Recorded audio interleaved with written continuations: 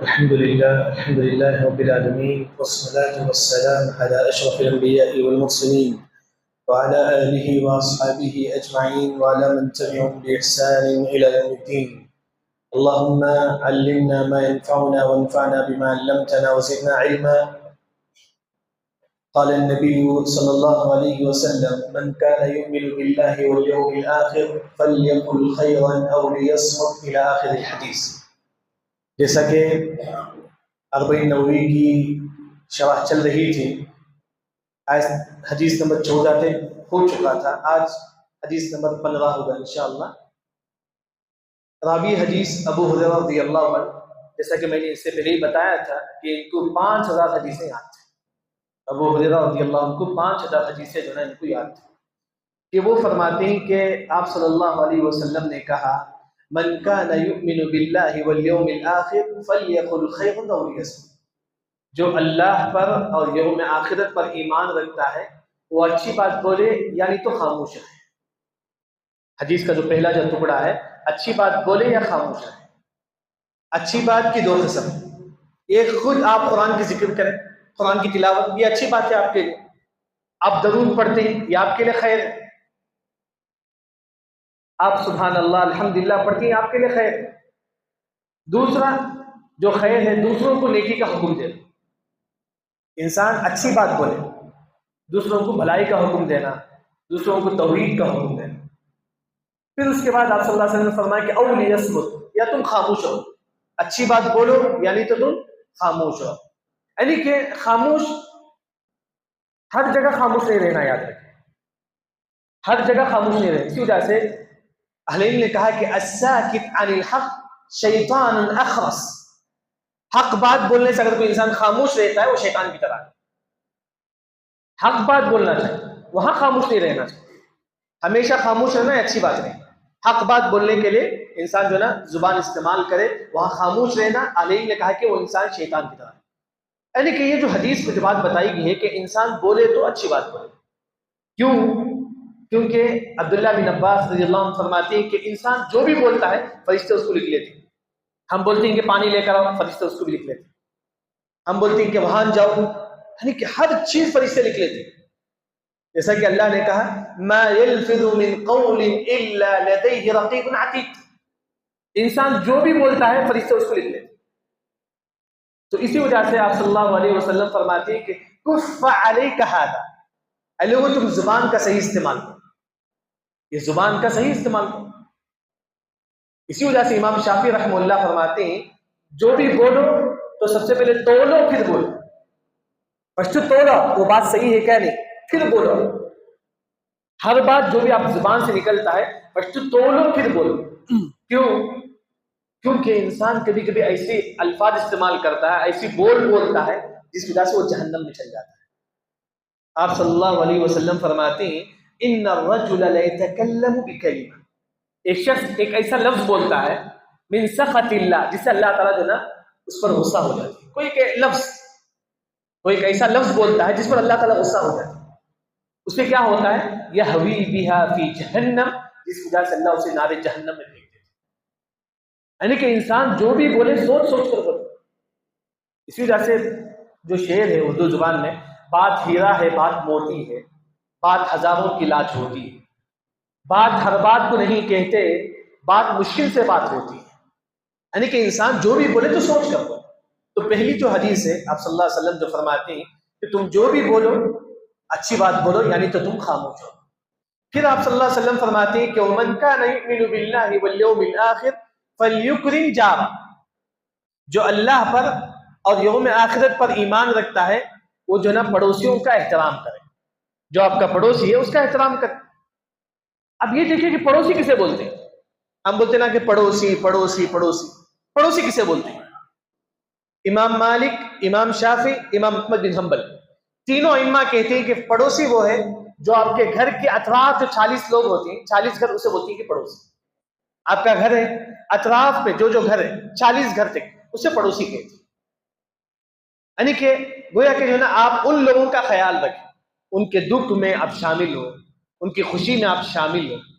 یعنی کہ پڑوسی کسے بولتے ہیں؟ جو آپ کے اطراف لوگ، ان کا احترام کریں، ان کو جو ہے نا کچھ تحفے تحائف دیا کریں. سمجھو کہ آج کا ماحول جو ہندوستان کا جو ماحول ہے، پڑوسی کافر بھی ہو سکتا ہے، پڑوسی کافر بھی ہو سکتا ہے. کیا ہم کافر کا بھی احترام کریں گے؟ کیا ہم اسے بھی تحفہ دیں گے؟ جواب بھی جائز.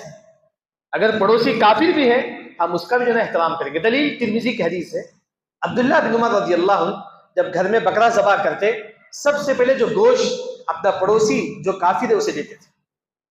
اپنا پڑوسی جو کافر ہوتا تھا اسے دیتے تھے.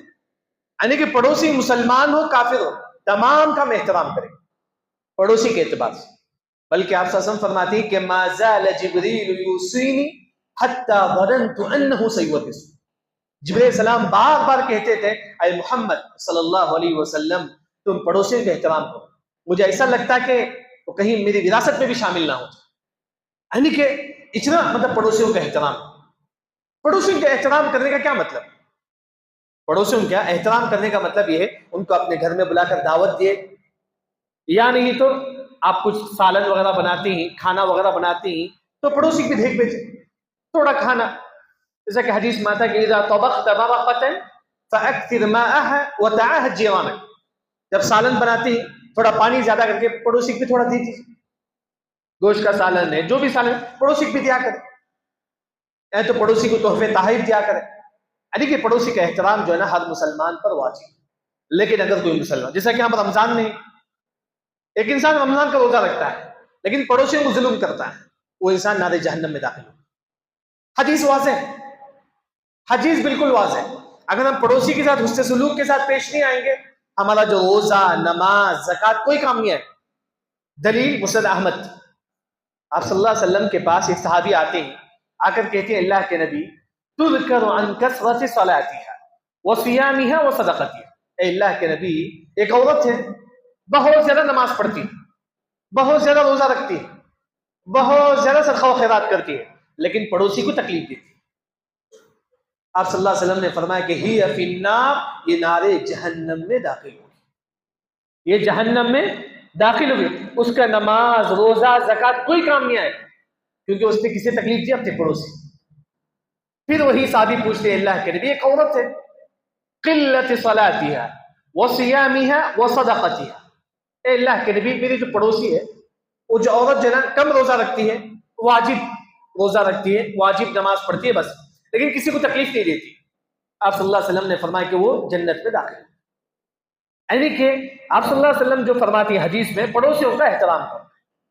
تو پڑوسیوں کا کیسا احترام کریں گے؟ ان کو گھر میں بلا کر دعوت دیں گے، یا تو سالن وغیرہ ان کو دیں گے. اگر کوئی انسان پڑوسی کو تکلیف دیتا ہے وہ نار جہنم میں بھی داخل ہو سکتا ہے، نعوذ باللہ. اس کے بعد آپ صلی اللہ علیہ وسلم فرماتے ہیں وَمَنْ كَانَ يُؤْمِنُ بِاللَّهِ وَالْيَوْمِ الْآخِرِ فَلْيُكْرِمْ ضَيْفَهُ. جو اللہ اور یوم آخرت پر ایمان رکھتا ہے وہ مہمان نوازی کرے. وہ کیا کرے؟ مہمان نوازی کرے. مہمان کسے بولتے ہیں؟ ہم سنتے ہیں نا کہ مہمان مہمان مہمان. مہمان اسے بولتی ہیں جو باہر بستی سے آپ کے گھر کو آتا ہے، آپ کے گھر کو آتا ہے. وہی بنگلور کے باہر سے آپ کے گھر کو آتا ہے اسے بولتے ہیں کہ مہمان.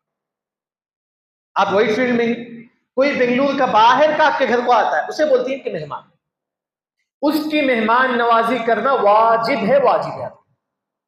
کتنے دن؟ ایک دن، یوم و لیلہ، ایک دن مہمان کی مہمان نوازی کرنا واجب. دوسرا اور تیسرے دن جو ہے نا افضل، دوسرا اور تیسرے دن مہمان نوازی جو ہے نا افضل ہے. یعنی کہ مہمان نوازی ہم بولتے ہیں کہ مہمان نوازی کرنا کیا مطلب ہے؟ مہمان نوازی کرنے سب سے پہلے جب وہ آپ کے گھر میں آتے ہیں آپ خوشی خوشی ان سے بات کریں. بعض لوگوں کو ٹینشن ہوتا ہے اے کیا مہمان ہمارے گھر کو آ گئے نا، ٹینشن نہ ہوتی، اب ان کو دیکھنا پڑتا نہیں. مہمان نوازی کا مطلب جب وہ گھر کے اندر آتی ہیں آپ خوشی خوشی ان سے بات کریں، خوشی خوشی ان کا حال چال پوچھیں، کیسے ہیں آپ، سب کچھ اچھے ہیں، یعنی ان کا حال چال خوشی خوشی بات کرنا چاہیے. بعض لوگ ٹینشن کے ساتھ بولتے ہیں کہ مہمان آ چکا ہے ہمارے گھر. یہ پہلی چیز ہے، جب مہمان آتا ہے تو ہم خوشی خوشی بات کریں. دوسرا کھانے کا انتظام کریں گے، واجب، کھانے کا انتظام واجب. تیسرا سونے کے لیے جگہ دیں گے اپنے گھر میں، گھر میں سونے کے لیے جگہ دیں گے. اگر گھر میں سونے کے لیے جگہ نہیں ہے اہل علم نے کہا کہ اسے ہوٹل وغیرہ خرید کر دینا ان کو دیں گے. ایک دن کا اسے لاڈج بات کریں گے، 2 دن کا اسے لاڈج بات کریں گے، ان کو وہاں سلائیں گے. یعنی کہ جیسا بھی آپ کی سہولت ہو مہمان کی مہمان نوازی کرنا واجب ہے. وہی آپ صلی اللہ علیہ وسلم فرماتے ہیں کہ فَلْيُكْرِمْ ضَيْفَهُ، تم مہمان کی مہمان نوازی کرو. یعنی کہ یہ جو حدیث ہے مشہور حدیث ہے، ابو ہریرہ رضی اللہ عنہ جو فرماتے ہیں کہ سب سے پہلے انسان جو بھی بولے تو سچ بات بولے یا تو خاموش رہے. ہر جگہ خاموش رہنا بھی صحیح نہیں ہے. اگر کوئی انسان برائی دیکھتا ہے وہاں میں خاموش رہوں گا یہ غلط ہے. برائی کو دیکھ کر جو ہے نا ٹوکنا یہ مسلمان پر واجب ہے. دوسری جو بات ہے کہ جو بھی پڑوسی ہیں ان کے ساتھ احترام کریں. پڑوسی کسے بولتی ہیں؟ آپ کا جو گھر ہے اس کے سراؤنڈنگ میں جو 40 گھر ہیں اسے بولتی ہیں کہ پڑوسی. ان کے ساتھ دکھ میں خوشی میں ان کے ساتھ شامل ہونا. پڑوسی کے احترام کا کیا مطلب ہے؟ ان کو گھر میں بلا کے دعوت دینا، یعنی تو جو ہے نا ان کو سالن وغیرہ بھیجنا، کھانا وغیرہ جو ہے نا بھیجنا، یعنی کہ پڑوسی کا احترام جو ہے نا واجب ہے. اسی طرح مہمان نوازی کرنا بھی واجب ہے. مہمان نوازی مہمان کسے بولتی ہے؟ جو باہر کون سے آپ کے گھر کو آتا ہے، باہر بنگلور سے کوئی باہر آپ کا گھر کو آتا ہے، ویٹ فیلڈ کو آتا ہے، آپ اس کی مہمان نوازی کرنا واجب ہے. لیکن آپ ہی کا گاؤں کا ہے، آپ کے گھر کو آتا ہے، افضل ہے کہ مہمان نوازی کرے. واجب نہیں. واجب وہ ہے جو باہر گاؤں سے آپ کے گھر کو آتا ہے، ایسے مہمان کی مہمان نوازی کرنا واجب ہے. بلکہ جب مہمان سب سے پہلے آپ کے گھر میں آتا ہے آپ خوشی خوشی اس کے ساتھ بات کریں، پھر جو ہے نا اس کے لیے کھانے پینے کا انتظام کریں، پھر اس کے بعد سونے کا بھی انتظام کریں. اگر گھر میں نہیں ہے تو لاٹ بات کر کے دینا بھی جو ہے نا سنت ہے.